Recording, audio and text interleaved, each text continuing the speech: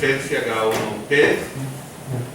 A nombre del Centro de Reflexión Ciudadana del Club Cultural, les damos la bienvenida a este segundo evento 2015 que tiene por nombre Ética y Moral en la Política y en la Economía.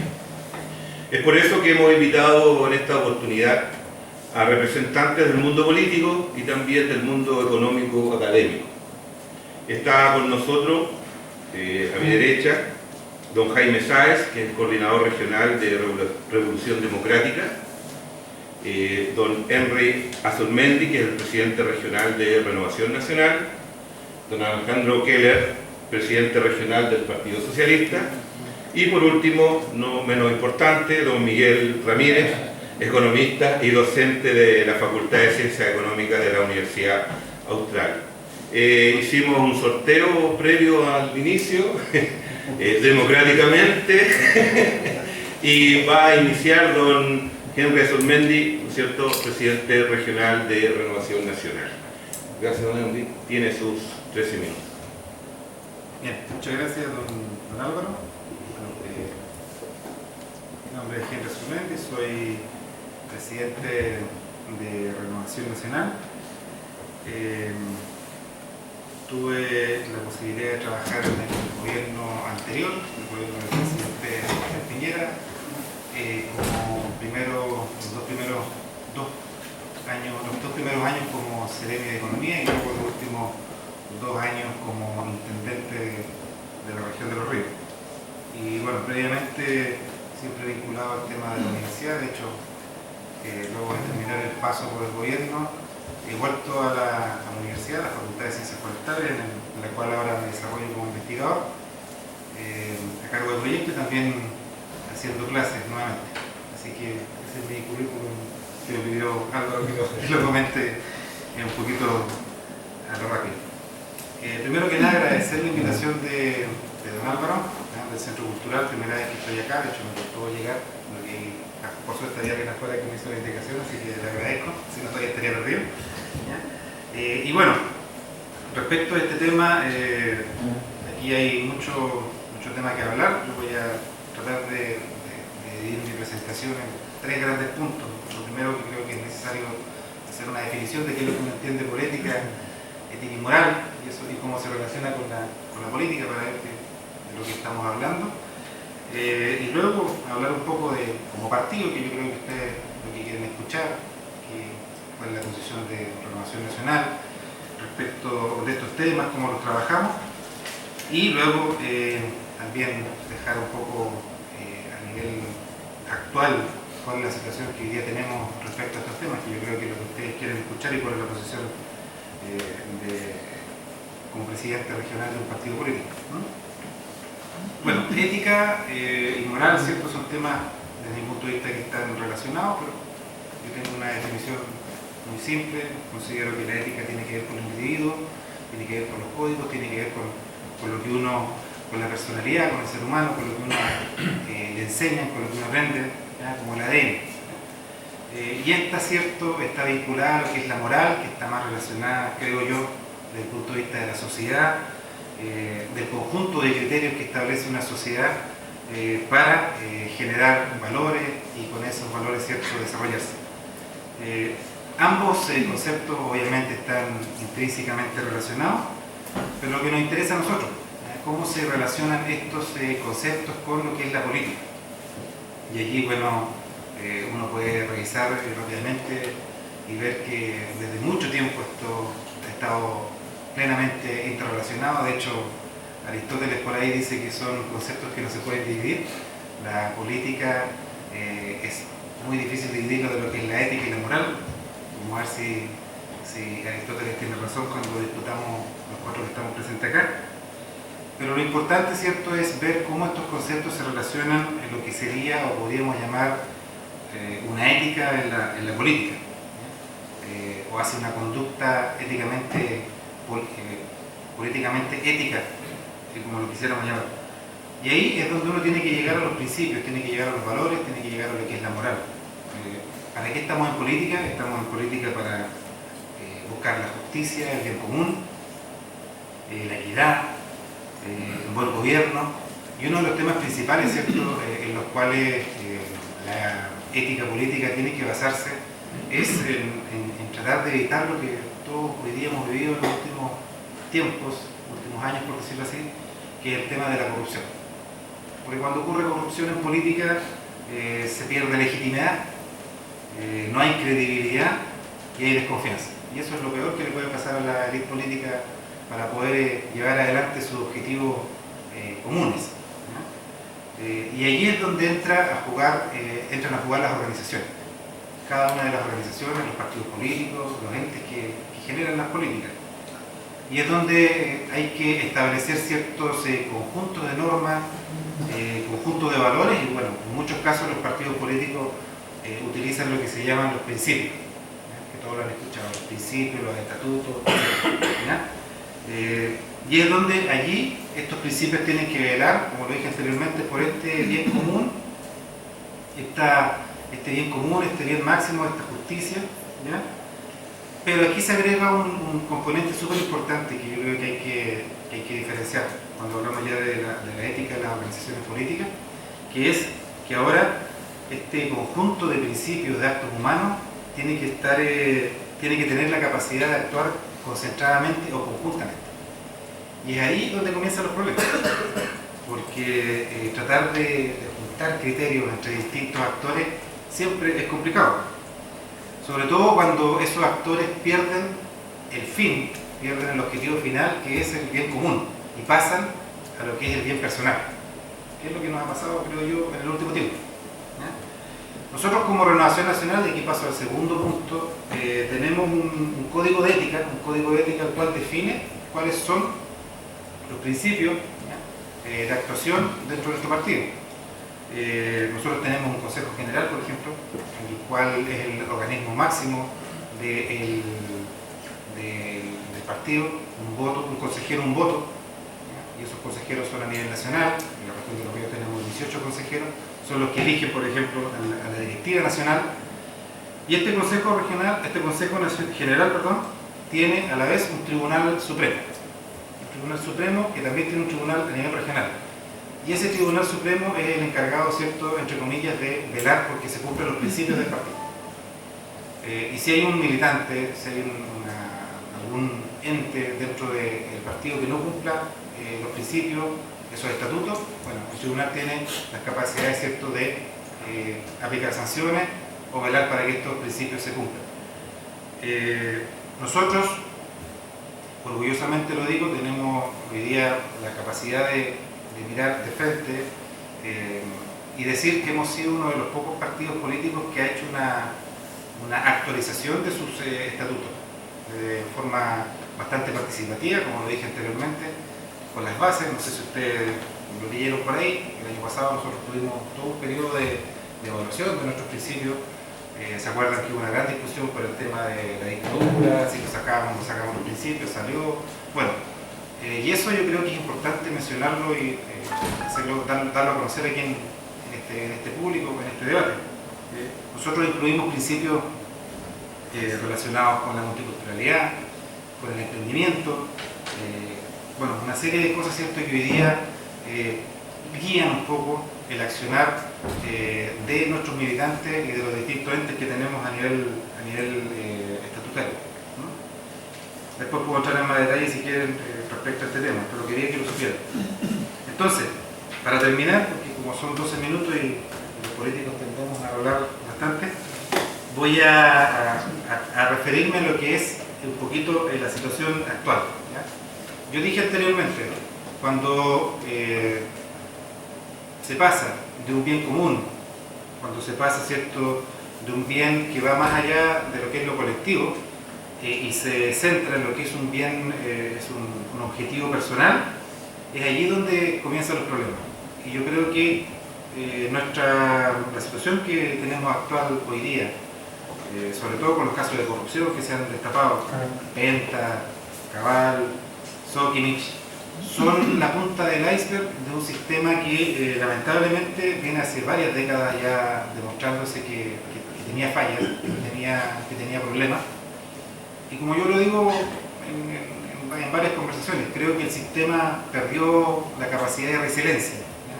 resiliencia cuando se le enseña en las universidades, la capacidad que tiene el sistema de volver a adaptarse ante presiones, y yo creo que esta resiliencia falló, ¿ya? Y filtró y dejó la embarrada como nos hemos dado cuenta, ¿ya? Y es allí donde nosotros hoy día tenemos, creo, como sector político, la gran oportunidad de salir adelante y de establecer reglas claras, ¿ya? Sucedió, lamentablemente este sistema, esta resiliencia falló porque, aquí lo va a hablar el profesor, seguramente lo va a hablar el profesor Ramírez en su exposición. Creo que el modelo de libre mercado, el modelo que nos ha regido en los últimos 30 años en nuestra economía a nivel nacional, pesa tanto, pesó demasiado, que el sector privado, el sector político, se dio cuenta que el sector privado consideraba a lo que es la política, a lo que es el trabajo con los políticos dentro de la función de producción. Estoy hablando como economista, como clase de economía, profesor Ramírez. Pero ¿qué quiero decir con esto? Que el sector privado dijo, oye, yo voy a incluir en mis costos el tema político, el tema del trabajo con los políticos, porque si no, no puedo llevar adelante mi proyecto. Eso es lo peor que nos puede pasar. Ahí una de las grandes fallas que ha tenido el sistema.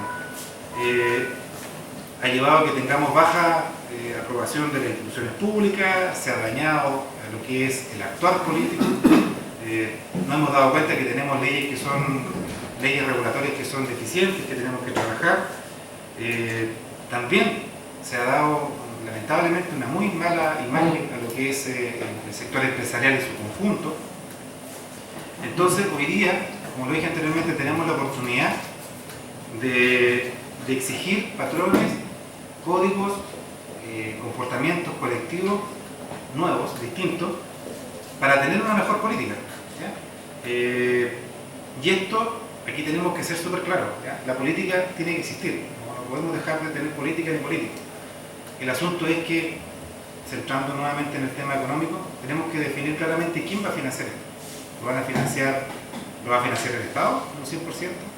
¿Lo van a financiar las personas? ¿Lo van a financiar las instituciones? Yo creo que por ahí parte un poco la necesidad, la gran necesidad de transparencia que necesitamos para poder seguir avanzando y tener nuevamente un sistema que sea resiliente y que pueda permitirnos avanzar como entes políticos, ¿no? Yo creo que, para terminar, instancias como las que estamos siendo invitados hoy día por el Centro Cultural son las necesarias. Nos falta mucho de trabajo a nivel ciudadano, cívico, de conocer cómo funciona la política, de transparentar muchas actividades, muchas acciones, y bueno, yo felicito al Centro Cultural por este espacio y espero, bueno, con esta reflexión y posición personal, pero también representando el partido político, haber aportado a esta discusión. Muchas gracias. Gracias.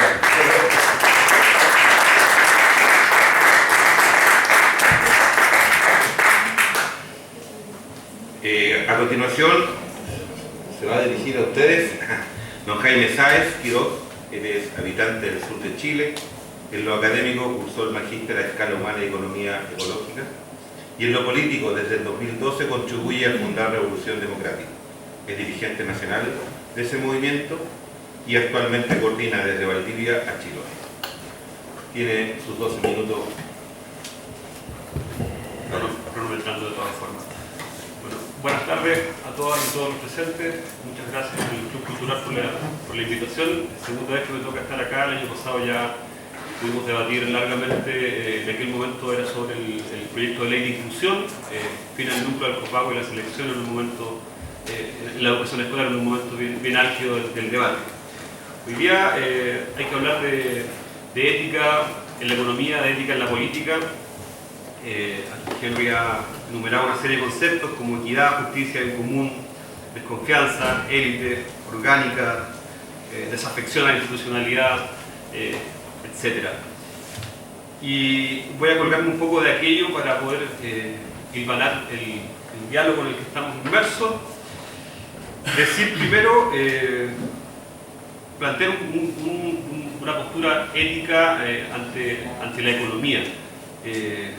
Decía Álvaro en la presentación que yo puse el magíster en Desarrollo en Escala Humana y Economía Ecológica, y citando al profesor McNeff, la economía es la entendemos como un subsistema dentro de un sistema que es muchísimo mayor y más amplio que es la vida en general, y por lo tanto la economía tiene que estar siempre orientada a satisfacer necesidades de personas y no personas a satisfacer necesidades de los pocos, que parece ser un poco la tónica de los últimos 30 o más años en nuestro país y en general en gran parte del mundo.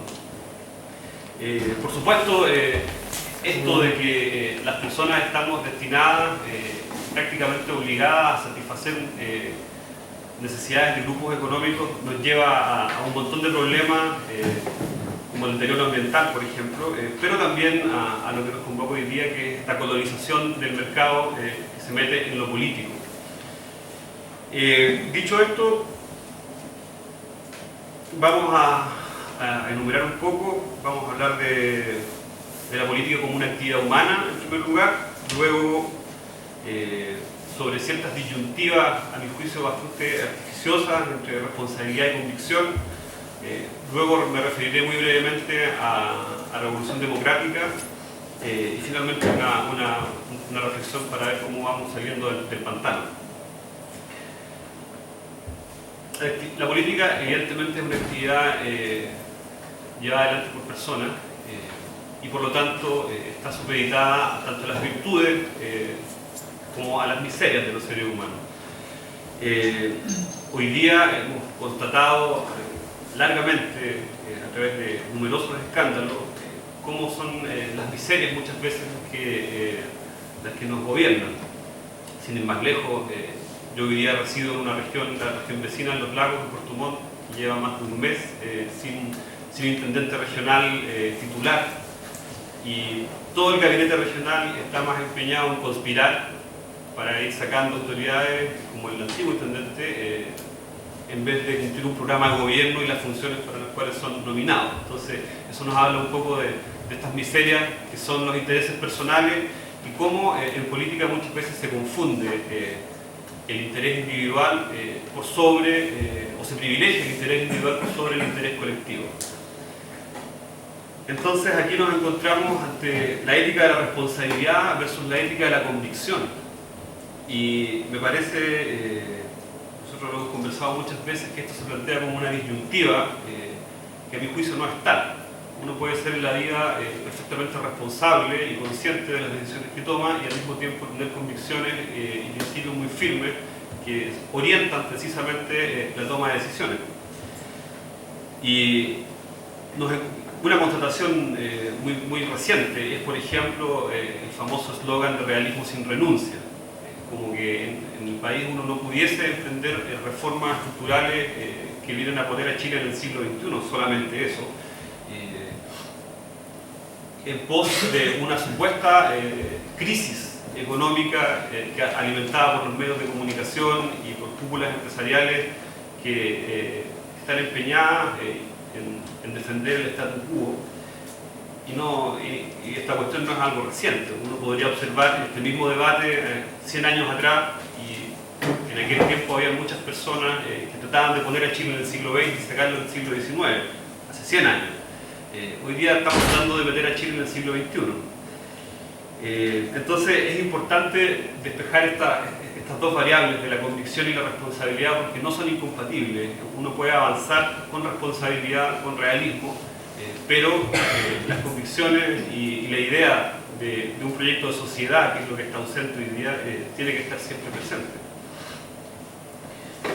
En Revolución Democrática, que es el movimiento del cual yo formo parte desde sus orígenes, estamos súper empeñados en un concepto que a lo mejor puede sonar un poco extremo, por así decirlo, que es radicalizar la democracia. ¿Qué significa radicalizar la democracia? Y a veces mucha gente nos pregunta por qué el nombre, revolución, como que la revolución suena a algo violento, históricamente confrontacional. Puede ser una lectura histórica aceptable, sin embargo uno también podría entender la revolución como un giro, un cambio de estado. Y desde una perspectiva de las izquierdas, en el siglo XXI, insisto, en contextualizar a la época en la que estamos viviendo, nosotros tenemos que propender desde la izquierda claramente sostener la democracia como un valor y un principio fundamental de la ética republicana y de cómo nos organizamos como sociedad. Y en ese sentido nosotros vemos con muchísima preocupación cómo hoy día esta democracia está profundamente desarraigada de las bases de la sociedad, cómo existe una desafección absoluta hacia las instituciones, hacia la república, hacia cómo el patriotismo y la bandera son usados más para fines chauvinistas que para realmente tomarse en serio la responsabilidad de construir una sociedad. La reforma educacional, por ejemplo, deja muy claro que la reforma educacional, la educación no va a ser gratis, la educación siempre se va a pagar. El tema es que hoy día sale de los bolsillos de la familia para que además algunas instituciones se enriquezcan, y lo que se propone en cambio es que como sociedad asumamos que la educación es un derecho, pero que también hay que costearla, obviamente, y tenemos que hacernos responsables como sociedad en su conjunto. Y para eso hay que pagar más impuestos. Muchas veces se toma como ejemplo a sociedades más avanzadas, y en esas sociedades más avanzadas los que tienen más pagan más.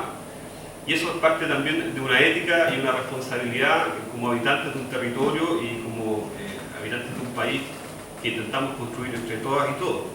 Entonces nosotros estamos muy empeñados en Revolución Democrática en sostener principios como el radicalizar la democracia que decía anteriormente, el hacernos cargo como sociedad en su conjunto de la toma de decisiones. Por eso es que estamos muy comprometidos con la Asamblea Constituyente, que no es una asamblea de monos acuchillándose y queriendo romper con todo. Es una cuestión muy institucional, muy democrática y participativa, por supuesto. Porque entendemos que la Constitución finalmente es la casa en la que todos vivimos, y es justo que entre todos podamos construir las reglas y definir cómo nos organizamos y cómo nos proyectamos como sociedad hacia adelante. Sin ir más lejos, en la región de Los Ríos, que se supone que es una región modelo de las nuevas que se crearon, vemos cómo se replican los mismos vicios que vienen afectando a nuestro país históricamente en términos de centralismo, de miedo a democratizar estructuras, de miedo a la gente, de miedo a que las personas decidamos cómo queremos vivir, cómo queremos desarrollarnos. Siempre se dice que en Valdivia, por ejemplo, es una zona, un núcleo de inteligencia, de industrias creativas, pero históricamente nuestras autoridades prefieren plantar pinos eucaliptos y legarnos un modelo de desarrollo que lo único que hace es degradar los suelos, terminar con el paisaje rural y crear pobreza, y eso no es ética. ¿Cómo avanzamos entonces? Avanzamos haciéndonos responsables, avanzamos tomándonos en serio la vida en Chile, avanzamos aprendiendo a tomar decisiones, aprendiendo a deliberar, aprendiendo a llegar a acuerdos, aprendiendo a escuchar,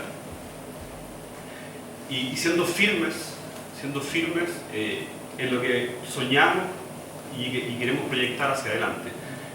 Y esto corre para un lado del mundo político como para otro, ¿no? Uno esperaría que todas las personas que están en política, por ejemplo, en momentos electorales, dijeran a qué colectividad pertenecen y cuáles son sus aspiraciones en caso de ser electos para su localidad, para su distrito, circunscripción, región o país.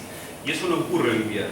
No ocurre por la colonización del mercado en la política, no ocurre porque los políticos no hacen política, y no ocurre básicamente porque hay una incapacidad enorme de atreverse a pensar el país más allá de lo que va a pasar mañana o pasado mañana. Entonces, recapitulando, avanzamos siendo corresponsables. Yo trabajo en Puerto Montt, en el mundo vinculado a la prevención del consumo de drogas, y yo tengo la teoría no escrita todavía de que el consumo problemático de sustancias está muy asociado a la desafección del barrio, a la desafección del país, a no sentirse parte de nada, no sentirse parte de una comunidad, y por el contrario, cuando hacemos comunidad, cuando nos hacemos responsables de nuestro entorno, normalmente las personas son mucho más conscientes de sus propios límites y tienden a tener una mejor vida. Entonces esto tiene que ver finalmente con cómo construimos un colectivo. Y en Revolución Democrática hemos practicado esto desde nuestros inicios. A mí, en lo particular, en la interna varias veces me ha tocado perder ciertas discusiones y ciertas votaciones, pero cuando uno forma parte de algo mayor, uno cede ciertas libertades individuales y ciertos intereses personales en pos de esa idea mayor. Yo creo que lo mismo debe ocurrir con nuestra ciudad, con nuestra región, con nuestro país, en último término, con nuestro planeta, porque si no nos hacemos conscientes prontamente, es muy probable que en 2 o 3 generaciones más no tengamos absolutamente nada que legar, ni siquiera nada que discutir, porque ya va a estar todo terminado. Muchas gracias.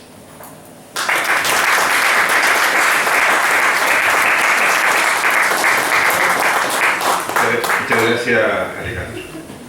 Voy a tratar de resumir perdón, Jaime, estaba corriendo justo el currículum de don Alejandro, que quiero resumirlo porque claro.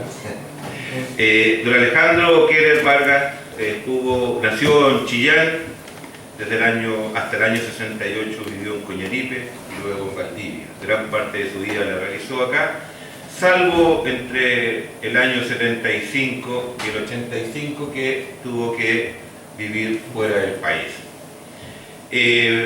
Ha trabajado en varios proyectos, pero lo más importante fue alcalde de la Municipalidad de Panguipulli,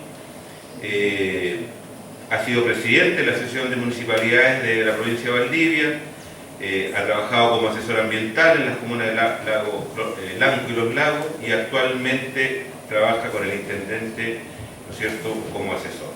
Casado con Adrián, tiene sus hijas son Nadia Tamar y su hijo Esteban Alejandro. Don Alejandro tiene sus 12 minutos para participar. Gracias. Muy buenas noches. Quisiera, Álvaro, agradecer la invitación a este foro, a esta conversación, y felicitarla a ver que me parece necesario.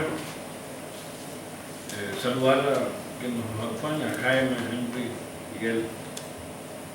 Yo quiero hoy día representar en parte, ¿no es cierto?, la discusión y la posición del Partido Socialista de la región de Los Ríos.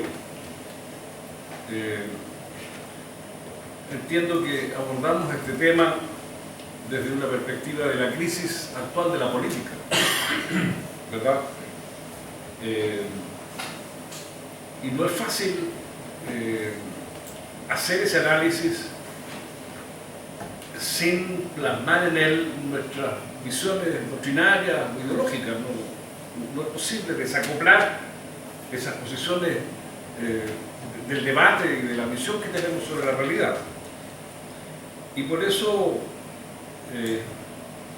pido un poco de excusa, porque mi posición no es neutra, digamos, frente a esta... no quiero que se entienda como un debate exclusivamente académico. No es mi pretensión.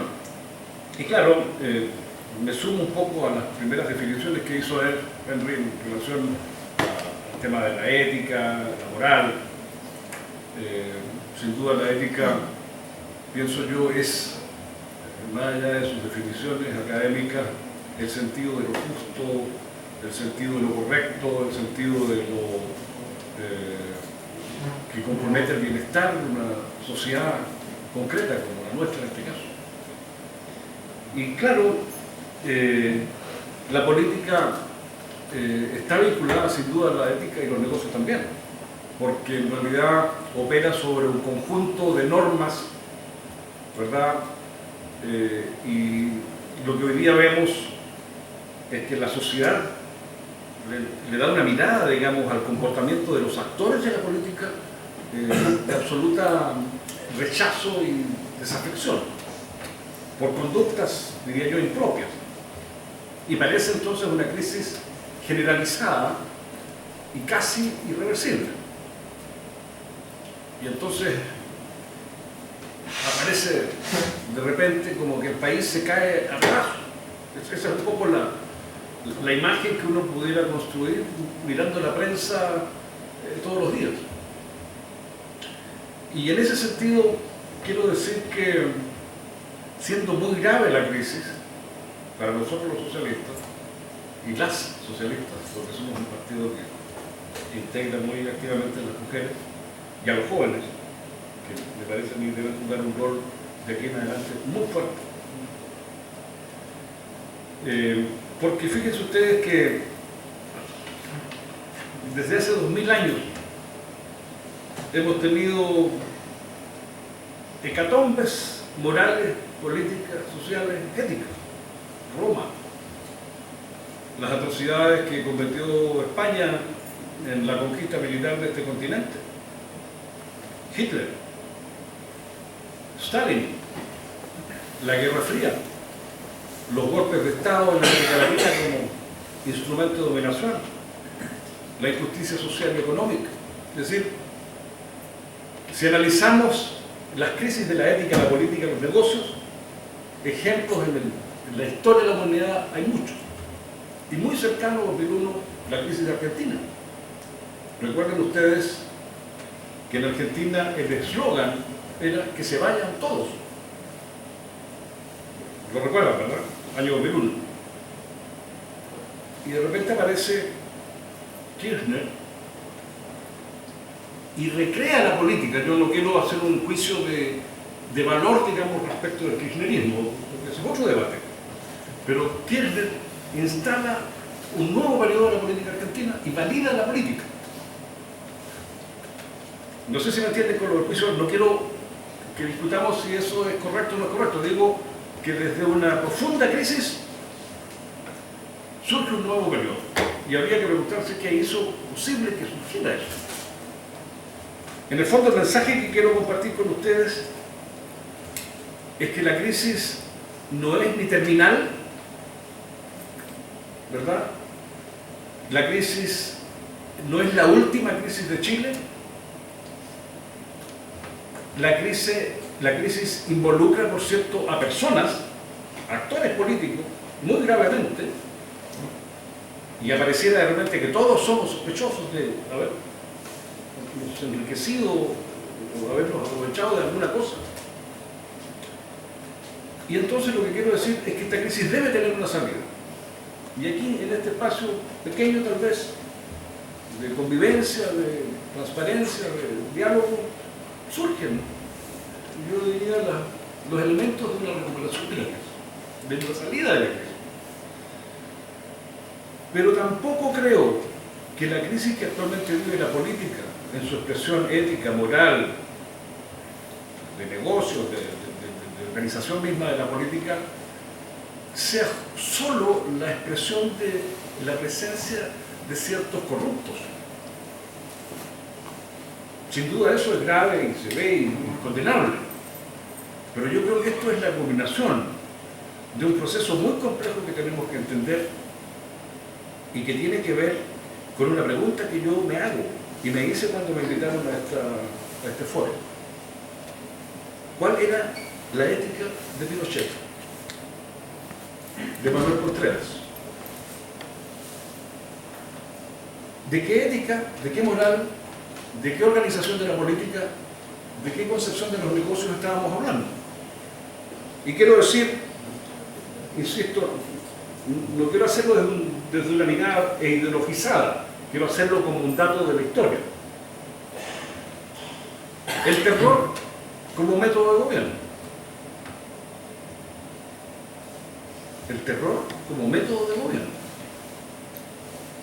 ¿Se puede desmentir eso durante 17 años? Yo creo que no. Golpe de Estado, violación sistemática de los derechos humanos, el bombardeo de la moneda, la muerte del presidente constitucional, el enriquecimiento ilícito de personas a través de la apropiación indebida, ilegal, de empresas del Estado y de los recursos naturales.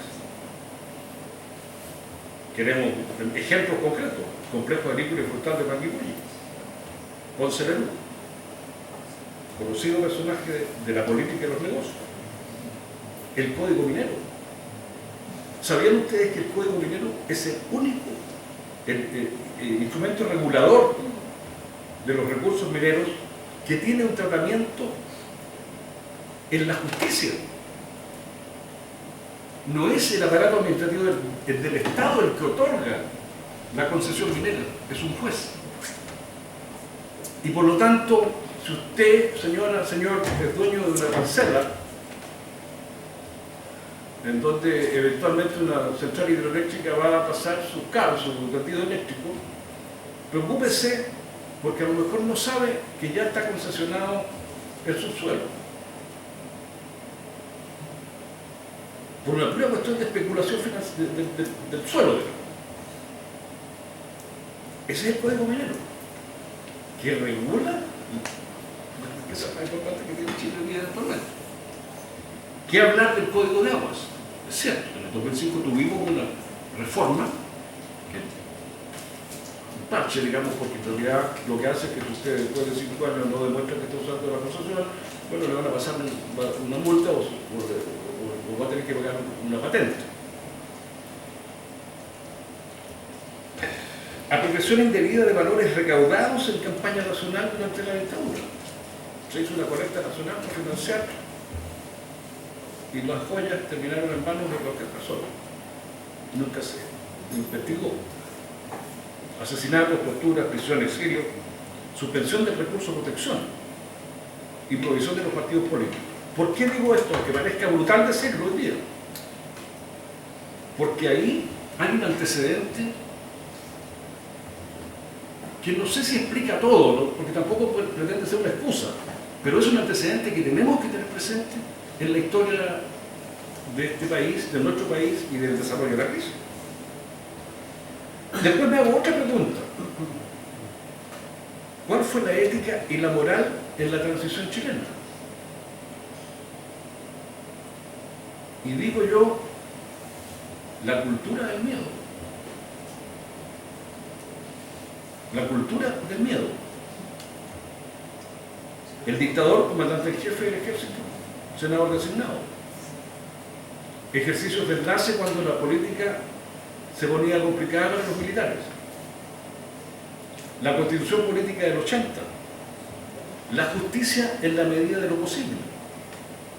Un sistema electoral binominal que eternizaba a la minoría. Negación sistemática durante prácticamente 2 décadas de las violaciones masivas de los derechos humanos. Recuerden ustedes que recién a fines del año 2000, de la década del 2000, Longueira puso por primera vez en el debate público una posición desde la derecha. Antes de eso no había ocurrido.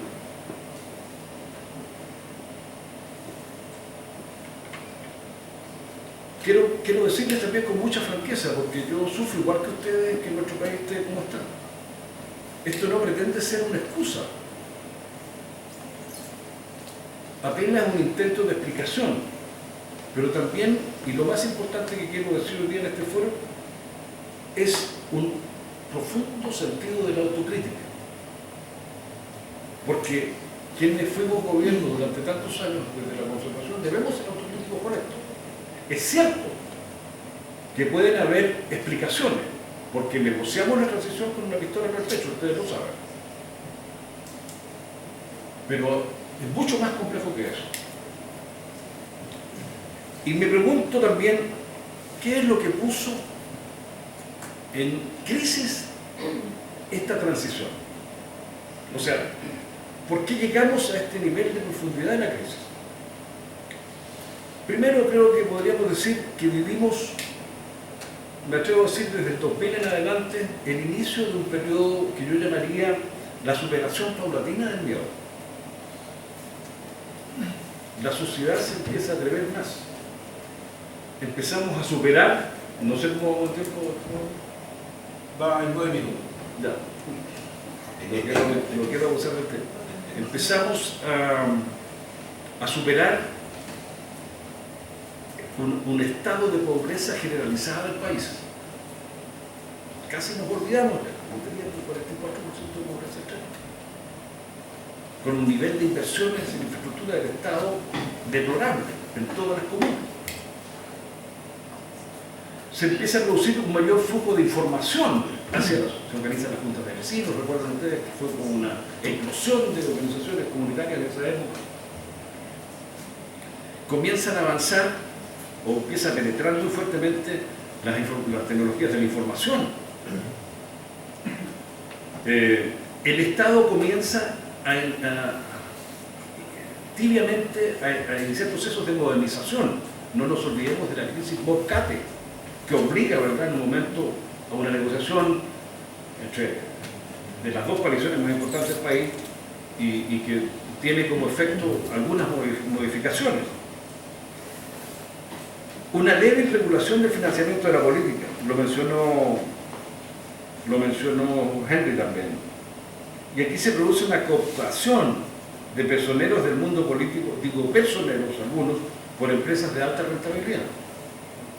No nos olvidemos que Penta y Sokimich son empresas o iniciativas empresariales que se forman a partir de la expropiación, digamos, de la privatización de las empresas del Estado y los recursos naturales. Delano, Lavín, Ponce Lerú no eran millonarios antes del golpe. No eran millonarios. Y se hicieron multimillonarios. Multimillonarios.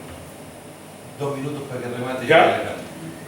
Y empieza entonces a surgir esta desconfianza como el elemento fundamental de la relación entre la ciudadanía y las instituciones, las del Estado y las privadas, porque esta no es una crisis que afecte solamente, incluso las espirituales, porque también afecta a la Iglesia Católica, sabemos, a las distintas, digamos, credos.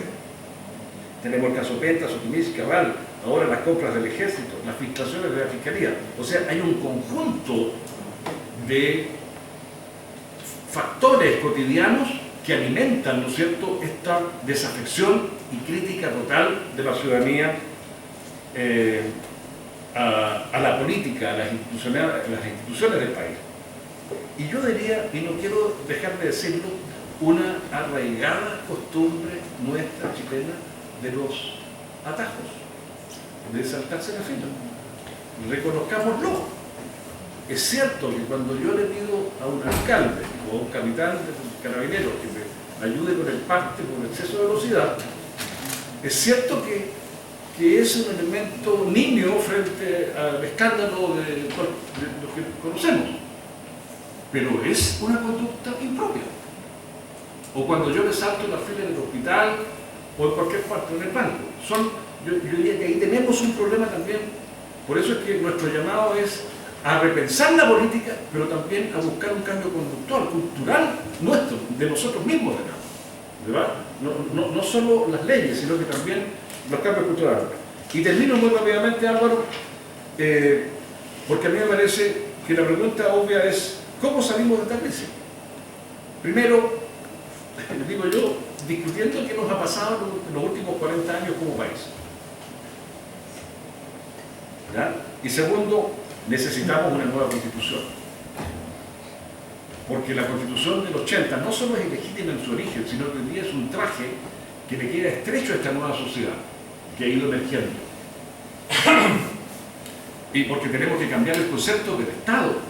Porque yo diría, Álvaro, si me lo permite muy brevemente, el principio de la subsidiariedad es el que ha alimentado este maridaje perverso entre la política y los negocios. ¿Ya? Y valoro entonces las reformas políticas que están en desarrollo, la reforma tributaria, porque no es solo recaudación, más recaudación, sino que es combatir la elusión. Que es un concepto que me imagino Jorge Miguel podrá ayudarnos a explicitar mejor. ¿Ya? Reforma vocacional, reforma laboral, nuevo rol de los medios y transparencia de su financiamiento. Y por supuesto, lo último, y con esto me termino, descentralización y regionalización. Necesitamos cambiar la estructura del país para que efectivamente los ciudadanos se sientan identificados con su Estado. Y eso lo tenemos. Muchas gracias, Alejandro. Muchas gracias.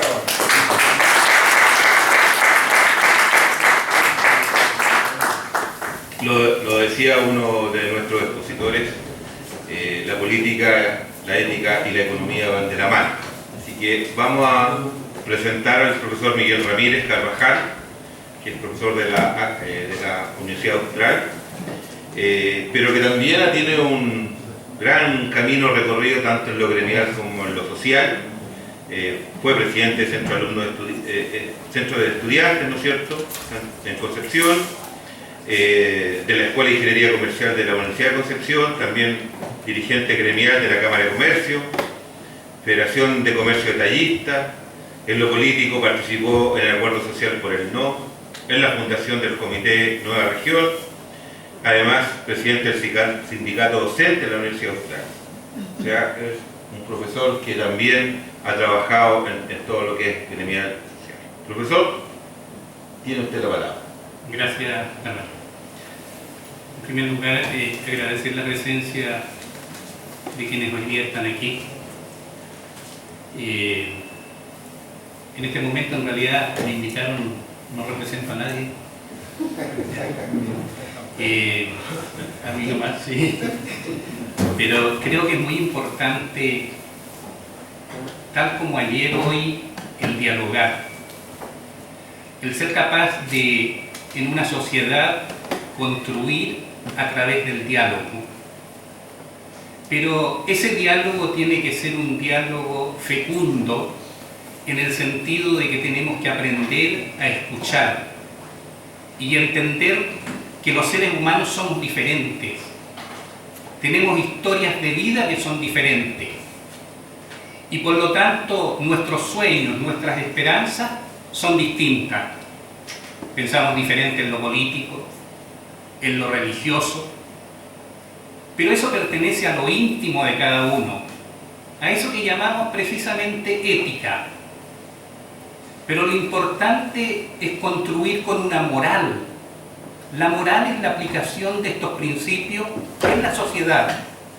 Y cuando vivimos en sociedad es muy importante, y yo me felicito de estar hoy día y haber escuchado la posición de Jaime, haber escuchado a Henry, haber escuchado a Alejandro, que a lo mejor en lo político no podemos estar de acuerdo, pero en el mundo hemos aprendido a organizarnos de maneras que no son las mejores.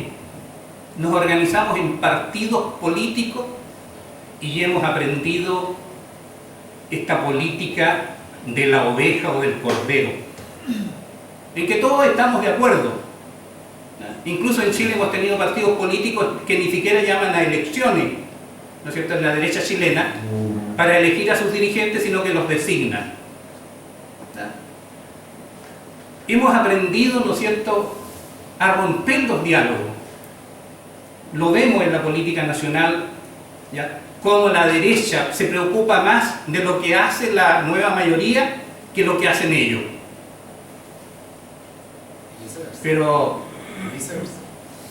y viceversa, ¿sí? Pero a mí en realidad se me invitó a hablar sobre la ética y moral en la economía, pero al final, si hay tiempo, quiero referirme a algunas de las cosas que se han hecho, porque la relación entre la ética, la moral y la economía es bastante complicada. Es complicada porque cuando nos referimos a un sistema de economía de mercado como el que nosotros sufrimos en nuestro país y en otros países del mundo, en que muchos han hecho el símil de que la economía de mercado es como la ley de la selva, y lo comparto esto, en que el más fuerte en el sentido económico se va comiendo al más débil. Y nosotros podemos apreciar esto en Chile hoy día, donde hay 1.700 chilenos que reciben más de 1.000 millones de pesos mensuales de renta. No son sueldos, son renta producto de los capitales que han ido reuniendo. Y en el mundo es lo mismo. En el mundo, el 1% del mundo es el que concentra la gran cantidad, ¿no es cierto?, de renta de capitales. Cuando nosotros miramos eso, las diferencias que existen entre el sueldo mínimo y el sueldo, por ejemplo, del señor Bravo, ¿no es cierto?, que trabajaba en Penta, de 35 millones de pesos mensuales, son mínimas. 35 millones de pesos mensuales es una miseria frente a 1.000 millones de pesos mensuales. Y hay algunos que reciben más de esos 1.000 millones de pesos. Este modelo económico normalmente, ¿no es cierto?, o habitualmente se dan comportamientos guiados por intereses de los individuos, nos guían las ambiciones, el afán de enriquecimiento, el poderío de muchos. Todo esto contradice los principios éticos y muchas veces va en contra de la moral que propugna el mismo sistema, ¿no es cierto? El Coco Legrand hace poco presentaba un programa que decía, ¿no es cierto?, ya no se trata de ser intachable, lo que se trata es de ser incachable. Claro, hoy día no se trata de que tenemos que portarnos correctamente desde el punto de vista moral. De lo que se trata es que no se den cuenta que estamos robando. Y esto lo aprendimos, fíjense ustedes, de alguien que predicaba mucho sobre la ética y sobre la moral, ¿no es cierto? El dictador que tuvimos durante 17 años en Chile, y que hoy día nadie se escandaliza, todo el mundo sabe que él robó y enseñó a robar. Y ahí está su yerno, ¿no es cierto?, hoy día, que también aprendió que los hombres todos tenemos un precio. Lo que es necesario es encontrarnos el precio. Yo siempre digo, algunos tenemos la suerte de que podemos decir, no nos han encontrado el precio. Por lo tanto, ¿no es cierto?, todavía podemos decir que somos intachables. Pero a los que le han encontrado el precio, y lo hemos visto nosotros transversalmente en la política, a unos más que otros, esto ha ocurrido. Este es el modelo económico. La ética y la moral siempre se han empeñado en corregir los intereses, las pasiones, las ambiciones, el lucro desmedido, y para ello utilizan, ¿no es cierto?, estas herramientas, ¿ya?, ligadas al comportamiento humano. Pero hemos podido apreciar que esto ha tenido muy poco éxito en este modelo de economía de mercado, porque el interés por tener más, por ganar más, está por sobre hoy día la moral y por sobre la ética personal. Pero esto no es nuevo. No pensemos nosotros que esto es de los últimos años. Fíjense ustedes que entre el año 427 a.C. y el 387 a.C., que fue cuando vivió Platón en la República, y algunos de ustedes seguramente lo han leído, dice, ya, o tiene la primera formulación conceptual sobre la economía, y dice que es un modelo fundado en motivaciones éticas, en que proponía forjar un hombre nuevo en el cual la virtud y la buena disposición del alma guiarían sus acciones y lo alejarían del vicio y de la violencia. Para ello, decía Platón, no debe existir la propiedad privada, sino que ésta debe ser común y se debe aplicar una rigurosa concepción ética de la que surgen los principios para organizar el Estado y la economía. Sin embargo, el mismo Platón reconoce que la economía estaba muy lejos de esa realidad. Y esto es tan claro que en los diálogos que él tiene, ¿no es cierto?, cuando habla Glaucón, dice, ya entiendo, le dice Glaucón, quiere decir, en aquella ciudad que ahora hemos fundado y discutido, que tiene su sede en nuestros razonamientos y discursos, pues no creo que exista en ningún lugar de la tierra. Y Sócrates le contesta, pero en el cielo quizás exista un modelo de ella para el que quiera verla y viéndola se proponga fundarla en sí mismo. Esto está escrito en la República de Platón, ¿no es cierto?, escrita antes de Cristo.